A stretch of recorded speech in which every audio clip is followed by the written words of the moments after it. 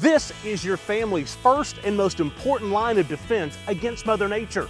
When she strikes, make sure you call the people that I trust, my family and friends at Exterior Home Solutions. Hey, welcome into the Knoxville Regional Championship edition of the Exterior Home Solutions Extra Innings. I'm Eric Kane, 14-2. That's the record for Tennessee under Tony Vitello in regional play.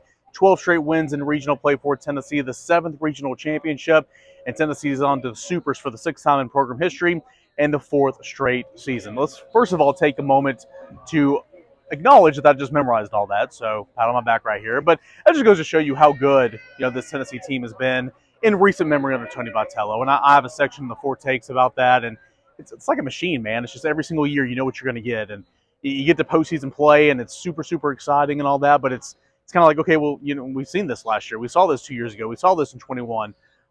It's just expectation, right? And Tennessee does not fall short of expectation, at least in this round, advancing on Knoxville Regional Championship onto Supers against the winner of, I would assume that went final, East Carolina, like 16 over Evansville's like 4 last time I checked in the 9th inning. Those two teams will play again on Monday, and will be the winner of the Greenville Regional. Whoever that is will be right here for Super Regionals coming up next weekend. At some point tomorrow on Monday, we will figure out when Tennessee starts its Super Regional play, if it's a Friday, Saturday, Sunday, or if it's a Saturday, Sunday, Monday. We'll get word to you on that over at VolQuest.com. Xander Sechrest, gritty. Allows 3 runs, none of them earned. You had an error. You had a couple of different errors, allowed some runs to score. He got hit with a 105-mile-an-hour comebacker, on the side of, right above his left knee on the side, if you will. And, that's 105 miles an hour.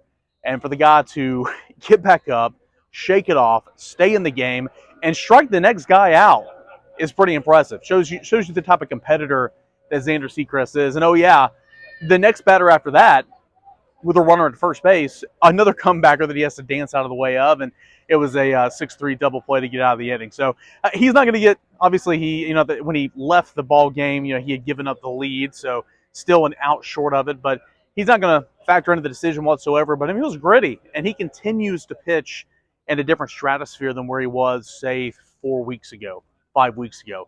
He was really good. Nate Snead was really good as well, pitched the final 4 innings and a third in relief, and so pitching didn't have to do an awful lot, but pitching was good for Tennessee here tonight.